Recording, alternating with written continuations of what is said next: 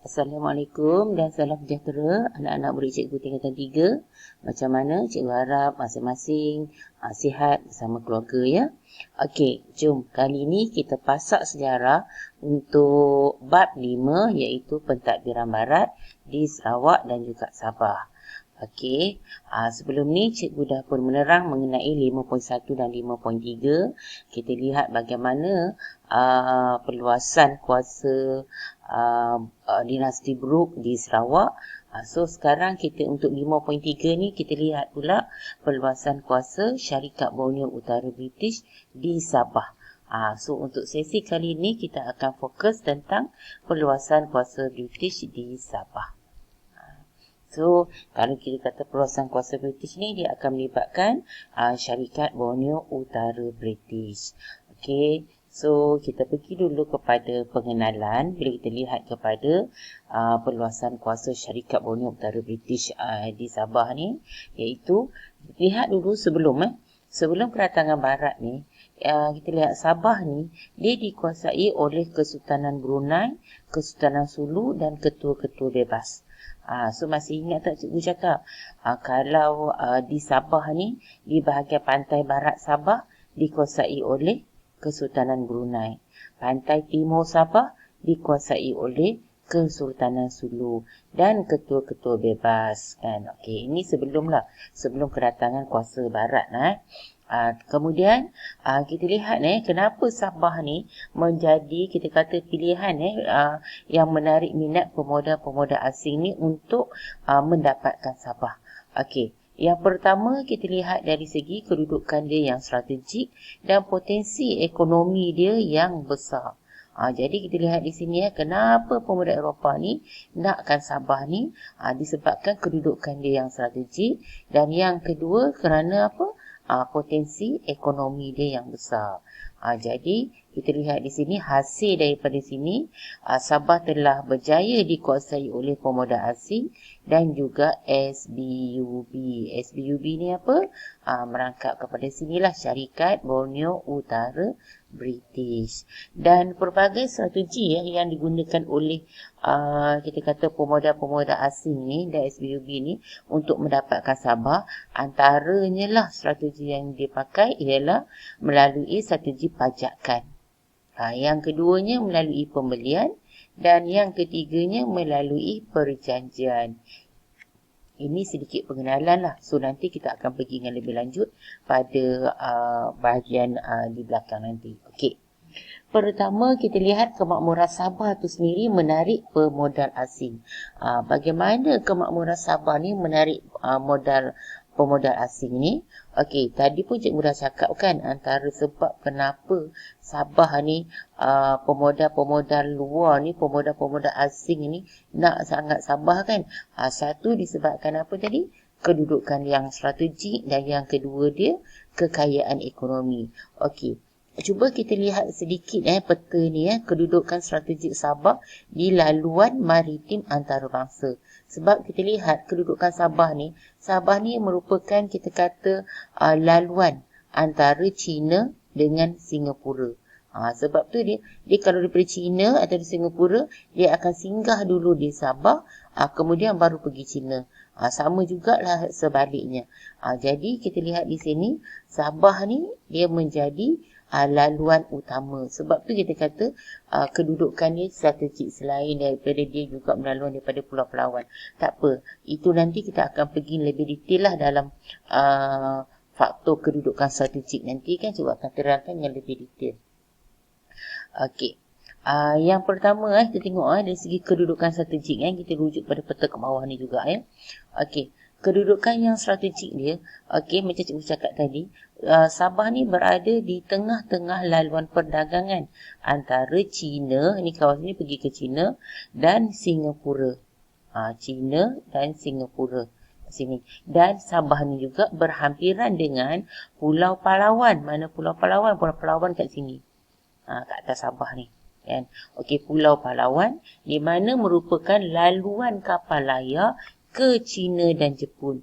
So kapal layar ni nak pergi China dengan Jepun ni, dia akan lalu sini, maksudnya dia akan singgah dulu kat Sabah ni. Baru dia akan pergi ke China ataupun Jepun. Sebab tu kita kata kedudukannya yang strategik. Laluan perdagangan China dengan Singapura, dia berhampiran dengan Pulau Palawan yang membawa kepada apa? Laluan kapal berlayar dari ke China dan Jepun. Okey, yang keduanya kita lihat sepanjang pantai barat dan typo kat sini dan timur Sabah strategik. Dan kapal berlabuh dengan selamat daripada tiupan angin monsun di situ. Contohnya Pulau Gaya. Pulau Gaya kat sini. Sebab tu kita kata di sepanjang pantai barat dengan pantai timur Sabah ni strategik. Mana pantai barat dengan pantai timur? Pantai barat ni kalau kita lihat peta Sabah kita kat atas ni, di sebelah sini ni kalau cikgu letak anak panah ni, okey, sebelah sini ni ini adalah pantai barat Sabah. Manakala sebelah sini pula ini adalah pantai timur Sabah. Jadi pulau-pulau yang berada di sepanjang pantai barat Sabah dengan pantai timur Sabah ni, kita lihat dia strategik. Lepas tu dia bagi contoh Pulau Gaya. Pulau Gaya duduk kat sini. Kedudukannya kan. Itu kita kata. Dan satu lagi itulah menjadi tempat apa tadi? Selamat daripada tiupan angin monsun. Itu yang kedua. Manakala yang ketiga, kita lihat dari aktiviti perdagangan. Sabah ni penting, sangat penting dalam aktiviti perdagangan disebabkan dia melibatkan Kepulauan Sulu. Perdagangan dia kan akan melibatkan Kepulauan Sulu hingga ke Papua New Guinea. Ni Papua New Guinea ni, dan hingga ke Australia belakang lagi lah. Itu. Jadi sebab tu kita kata Sabah ni penting dalam aktiviti perdagangan dia. Sebab tu apa tadi? Sebab dia merupakan kita kata kegiatan dia merupakan aktiviti perdagangan ni akan melibatkan dari segi Kepulauan Sulu dan juga Papua New Guinea hingga ke Australia. Kayaknya di sebelah belakang ni lah. Okey, itu tentang kedudukan yang strategi. So sekarang cikgu pergi pula untuk untuk kekayaan ekonomi. Okey. Ekonomi, dia kata macam mana ekonomi Sabah ni kaya? Kaya ke Sabah ni? So jom kita tengok pada ekonomi dia pula. Okey, ekonomi Sabah ni dia antara kita kata barang-barang keluaran Sabah lah kita kata. Kan kita kata sumber-sumber dia terdiri daripada sarang burung, sagu, rotan, getah perca, gamat, sirip ikan hiu, di mana kesemua sumber-sumber yang diperoleh daripada Sabah ni memasuki pasaran antarabangsa. Malah pada waktu ni dah pun berlaku perdagangan antara masyarakat tempatan dengan pedagang asing. Jadi itu kita lihat perdagangan antarabangsa pun dah berlaku. Dan Sabah ni kaya dengan sumber-sumber alam yang ada di Sabah ni. Kan? Kemudian yang keduanya, kita lihat dari segi sarang burung. Di mana sarang burung ni, dari segi permintaan sarang burung ni sangat tinggi untuk pasaran antarabangsa. Terutamanya daripada China. China memang permintaan sarang burung untuk dieksport ke China memang sangat tinggi. Dan selain daripada itu, pedagang barat ni dia sangat menginginkan barangan daripada China ni. Bila dia inginkan barangan daripada China ni, kan jadi dia telah menjadikan sarang burung ni, yang sarang burung ni kita tengok tadi kan banyak berada kat Sabah kan. Dijadikan sarang burung ni sebagai barang dagangan untuk dibawa ke China. Nanti dia akan dapatlah barang daripada China ni, barangan China ni. Sebab dia akan barangan dagangan yang dibawa ke China ialah sarang burung. Sebab tu kita kata diperlukan Sabah ni untuk dapatkan, diperlukan sarang burung ni untuk hubungan perdagangan ni dengan China. Itu untuk pedagang barat. Okey. Selain daripada tu kekayaan ekonomi, kita dapat lihatlah di mana di kawasan daratan dan kawasan lembah dia terdapat tanaman-tanaman yang lain seperti indigo dan juga kapas hidup yang subur di situ. Jadi secara tak langsung pertanian komersial juga giat dijalankan di Sabah. Ini yang menyebabkan kita lihat kan, Sabah ni nanti dari segi kekayaan ekonomi dia lah, kita akan nampak nanti dia mendapat tumpuan daripada pedagang daripada barat. Biasanya indigo, mungkin kamu tak tahu indigo ni apa kan. Indigo ni merupakan tanaman yang mampu hasilkan warna semula jadi. Biasanya digunakan untuk mewarna tekstil lah, kain lah. Itu. Okey, itu tentang kekayaan ekonomi. So, tadi kita ada dua kan. Kita ada faktor dia yang bahawa kenapa pedagang ataupun kita kata pelabur luar tu nakkan Sabah ni. Yang pertama disebabkan oleh kedudukan dia yang strategik untuk perdagangan. Dan yang kedua disebabkan oleh kekayaan ekonomi Sabah tu sendiri, di mana barangan dagangan dia mendapat permintaan yang barangan Sabah ni, terutamanya sarang burung, mendapat permintaan yang sangat tinggi, terutamanya negara China. Okey, sebelum kedatangan sebelum penguasaan SBUB ataupun Syarikat Borneo Utara British ni. Okey, bagaimana keadaan Sabah pada waktu tersebut? Maksudnya sebelum SBUB dah menguasai Sabah Okey, kita lihat sebelum SBUB menguasai Sabah, sebenarnya dah ada pun dua kawasan yang dimiliki oleh British. Ni dua kawasan ni. Kan, satu Pulau Balambangan, satu lagi yang kedua adalah Pulau Labuan. Okey, Pulau Balambangan. Kan, Pulau Balambangan ni British mula menguasainya apabila berlakunya perjanjian antara Alexander Dalrymple dengan Kesultanan Sulu pada tahun 1763. Ini berlaku perjanjian antara dua kita kata pihak ni, iaitu Alexander Dalrymple dengan Kesultanan Sulu. Okey, bila berlakunya perjanjian ni, British telah mengibarkan benderanya. Bermaksud bila dikibarkan bendera British di Pulau Balambangan ni, bermaksud pulau tersebut dah pun jadi milik British. Dan kemudian apa yang berlaku di Pulau Balambangan ni, penempatan British ni di Pulau Balambangan ni, dia hadapi masalah sedikit. Sebab apa? Pada waktu ni, masalah yang dihadapi oleh British adalah serangan lanun.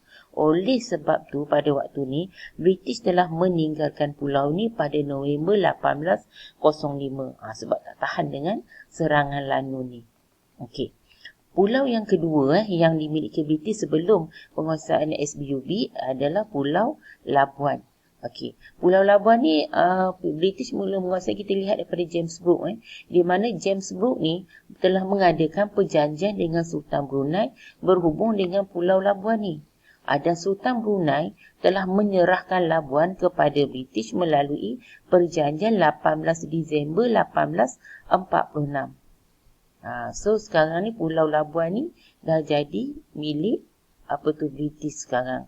Dan British bertanggungjawab menumpaskan lanun dan melindungi perdagangan kawasan tersebut. Bila kawasan itu dah jadi kawasan British, jadi menjadi tanggungjawab British lah untuk menumpaskan lanun dan lindungi kawasan perdagangan di kawasan tersebut. Dan kat sini kita lihat sebab perjanjian berlaku antara James Brooke dengan Sultan Brunei, dan James Brooke telah dilantik sebagai Gubernur. Okey, so sekarang kita lihat pula petapakan SBUB di Sabah, iaitu Syarikat Borneo Utara British. Macam mana Syarikat Borneo Utara British ni boleh bertapak di Sabah. Okey, ini secara kronologinya, kita tengok secara kronologinya di mana bermula dengan Sultan Brunei. Sultan Brunei kita tahu kawasan ni kita kata berada di bawah Kesultanan Brunei. Okey, apa yang berlaku? Charles V Moses ni telah menyewa Sabah daripada Sultan Brunei pada tahun 1865. Sewaan dia tu kita tengok selama 10 tahun. So ingat dia Charles V Moses menyewa Sabah daripada Kesultanan Brunei selama 10 tahun. Okey.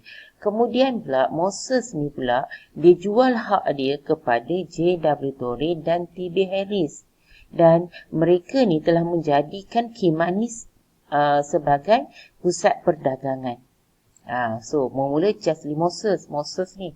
Kemudian Moses ni dijual hak dia kepada J.W. Torrey dan juga T.B. Harris. Dan kemudian kita lihat pula di bahagian pantai timur pula. Di bahagian pantai timur, Alfred dan Edward Dan telah memajak pantai timur Sabah daripada Sultan Sulu pada 1878. Okay. Di pantai barat ni kalau ikut ni Brunei, ingat di bahagian pantai barat Brunei, di bawah pengaruh Sultan Brunei. Di bawah pantai barat Sabah, di bawah pantai barat Sabah, di bawah pengaruh Sultan Brunei. Manakala di bawah pantai timur Sabah pula di bawah Kesultanan Sulu. So kita lihat di sini di pantai barat, di pantai timur Sabah, Alfred dan Edward Dan ni telah memajak kawasan tersebut daripada Sultan Sulu pada tahun 1878. Kemudian pula muncul pula individu baru pula Overbeck, iaitu nama penuhnya Baron Gustavus von Overbeck. Okey, Overbeck ni dia bekerja sama dengan Alfred dan Edward Dan untuk majukan Sabah. So kat sini jadi Overbeck ni bekerjasama dengan Alfred dengan Edward Dan ni untuk memajukan Sabah di sini. Okey. Kemudian kita lihat kat sini, ingat Torre tadi kan, jiran Torre tadi. Okey. Torre ni dia jual pula hak dia kepada Overbeck. So sekarang ni, dulu Overbeck ni hanya berada dekat mana? Pantai timur. Sekarang ni Torre ni dijual pula hak dia di bahagian ni, pantai barat ni, dijual kepada Overbeck sekarang.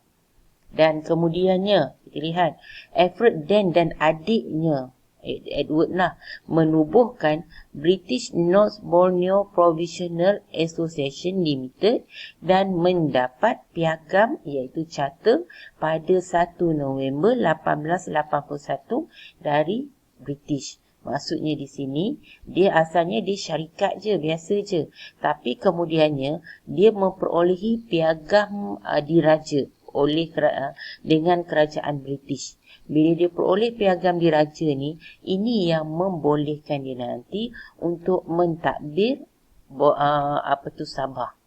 Dan kemudian Borneo Utara, selepas tu Borneo Utara, anak panah hilang kat sini Borneo Utara menjadi negeri naungan British pada tahun 1888, di mana pihak SBUB, Syarikat Borneo Utara British ni, yang memerintah Borneo Utara hinggalah tahun 1942, hingga Jepun datang ceritanya.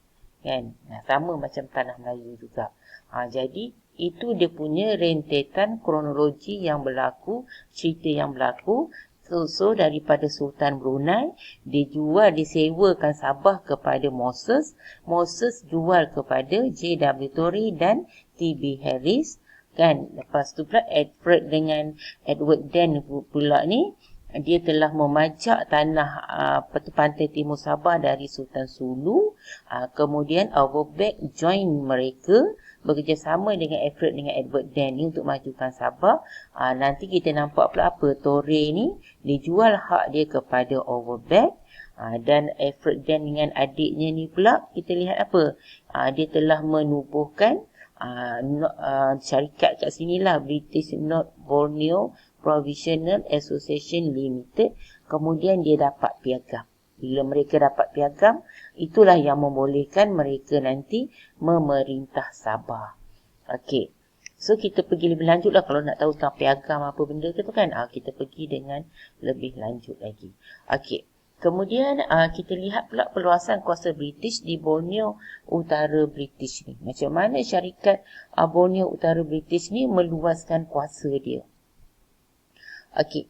SBUB ni sebagai syarikat berpiagam ni, dia menjadi asas penting dalam meluaskan pengaruh dan kedudukan Sabah. Kan? Okey, piagam diraja yang kita sebut tadi kan, SBUB tadi kan, bila dia dapat piagam kan, syarikat yang dibuka oleh siapa tadi, Alfred dan Edward Dan tadi tu. Okey, bila syarikat dapat piagam diraja, dia telah memberi kuasa kepada SBUB untuk memiliki Sabah, dan secara tak langsung telah diberi oleh kerajaan British yang mengiktiraf SBUB ni sebagai wakil kerajaan British. Piagam tu lah. Maksudnya piagam ni diberi oleh kerajaan British. typo I kan, tu ingat I British, untuk mengiktiraf SBUB sebagai wakil kerajaan British. Kemudian secara tak langsung piagam diraja ni telah menunjukkan perluasan kuasa British ni ke atas Sabah. Jadi secara tak langsung British dapat meluaskan pengaruh kuasanya ke atas Sabah, tapi yang memerintah ataupun yang menguruskan Sabah pada waktu tersebut melalui syarikat, iaitu Syarikat Borneo Utara British. Okey. Kemudiannya kita lihat perluasan lagi kuasa Syarikat Borneo Utara British ni, SBUB ni. Kita lihat syarat sebenarnya SBUB ni nak dapatkan piagam ni sebenarnya bukannya senang tau, susah tau. Allah sorry, salah hilang huruf M pula kat sini ya. Jadi perlu patuhi untuk menerima piagam diraja. Okey, apa yang berlaku di sini? SBUB telah menerima penasihat British. Bila syarat dia, bila SBUB perlu patuhi untuk dia terima piagam ni, bila terima piagam ni, jadi dia mesti menerima seorang penasihat British, dan SBUB juga perlu memelihara adat resam, agama dan undang-undang penduduk tempatan. Yang ketiganya, SBUB perlu melantik pegawai tadbir daripada pegawai yang diakui British. Dan yang keempat, SBUB tidak dibenarkan serah Sabah kepada pihak lain tanpa kebenaran British. Ini syarat untuk dia nak dapat piagam ni. Jadi nak dapatkan piagam ni, dia terima seorang penasihat British, dia mesti pelihara adat resam agama dan undang-undang tempatan, dia mesti lantik pegawai tadbir daripada pegawai yang diakui oleh British. Tak boleh dia mesti diketahui oleh British ni. Dan yang keempat, dia mesti tidak dibenarkan serah kita kata Sabah ni kepada pihak lain tanpa kebenaran ataupun pengetahuan British. Okey. Daripada sini kita lihat pula matlamat. Ada dua matlamat utama kenapa SBUB nakkan kita kata Sabah ni ataupun Borneo Utara lah. SBUB ni Sabah ni dikenali juga sebagai Borneo Utara. Okey. Ada dua Yang pertamanya untuk pembangunan ekonomi melalui eksploitasi sumber-sumber Sabah. Kenapa SBUB nak membangunkan ekonomi? Tapi untuk apa? Nak eksploitasi sumber-sumber yang ada di Sabah tu. Okey, yang kedua, nak lindungi dan mempertahankan hak-hak masyarakat tempatan. Ini dua sebab kenapa kita tengok matlamat SBUB ni nakkan Sabah tu. Okey. Kemudian SBUB ni mempunyai kuasa untuk tadbir Sabah sebab apa? Sebab dia ada piagam diraja. Piagam diraja. Jadi SBUB mempunyai kuasa untuk tadbir Sabah, dan semasa SBUB mentadbir Sabah, dia ada presiden dia. Presiden pertama ialah Sir Rutherford Alcock. Okey, ini adalah presiden yang pertama. Maksudnya presiden pertama ni presiden SBUB lah yang pertama. Manakala pengarah urusannya adalah Alfred Den. So presiden pertama SBUB ni adalah Sir Rutherford Alcock. Manakala pengarah urusannya adalah Alfred Den. Kan? Walau bagaimanapun kita lihat kan ditadbir nama pun ditadbir oleh syarikat kan. Jadi kuasa sebenarnya terletak di tangan pemodal di London. Ni sebab apa kita kata ni kat sini? Sebab kat sini di Sabah ni kita lihat dia telah ada sistem birokrasi yang diterajui oleh gubernur kan. Maksudnya sistem pentadbiran di Sabah ni menggunakan sistem birokrasi dan ditadbir oleh gubernur. Dan di sini apa yang ni kat sini, tugas gubernur ni dia mesti memastikan usaha syarikat ni untuk mengauk keuntungan. Sebab tu dia eksploitasi sumber-sumber Sabah. Manakala kita tengok ni Sabah gubernur. Gubernur dia yang pertama adalah William Hood Treacher. Okey. Itu tentang kita kata Sabah lah perluasan SBUB di Sabah. Jadi kita dapat lihat dari situ yang dapat cikgu rumuskan kat sini daripada awal tadi, di mana kedudukan Sabah yang strategik dan potensi ekonominya yang bagus tu telah menyebabkan apa? Sabah ni telah menarik minat, kita kata, pelabur-pelabur asing ni untuk masuk, untuk mendapatkan Sabah. Kan? Malah selepas piagam diraja diberi ni kepada kepada SBUB ni, kan, SBUB ni mula bertindak dengan meluaskan kuasanya di Sabah. Jadi kita lihatlah kat situ kemakmuran negara kita ni sebenarnya secara tak langsung telah membawa kepada apa? Penjajahan kepada negara kita. Jadi apa iktibar yang kita dapat daripada sini? Jangan mudah terpedaya dengan apa? Dengan kuasa luar. Dan kita, kalau kita nak buat apa-apa pun, kita mesti, kita kata, berfikir panjang dulu. Malah kita sebenarnya, kita patut, kita ni sebagai rakyat Malaysia ni kan, kita mesti berbangga dengan apa? Dengan negara kita, sebab negara kita ni mempunyai sumber ekonomi yang, sumber alam lah, kita kata, sumber galian, ekonomi daripada pelbagai sumber yang sangat banyak. So syukurlah kita sebagai kita ni warga negara Malaysia kan, dan secara langsung inilah yang memajukan ekonomi negara kita. Okey, so cikgu selesai sudah tajuk kita untuk kali ini. Okey, so kita jumpa lagi untuk next sesi kita. So kita untuk itu kita selesai untuk 5.3, dan cikgu harapkan apa yang cikgu kongsi dapat manfaat kepada kamu semua, dan semoga usaha kita diberkati dan kejayaan milik kita bersama. So cikgu doakan yang terbaik untuk kamu semua. So good luck ya. So terima kasih.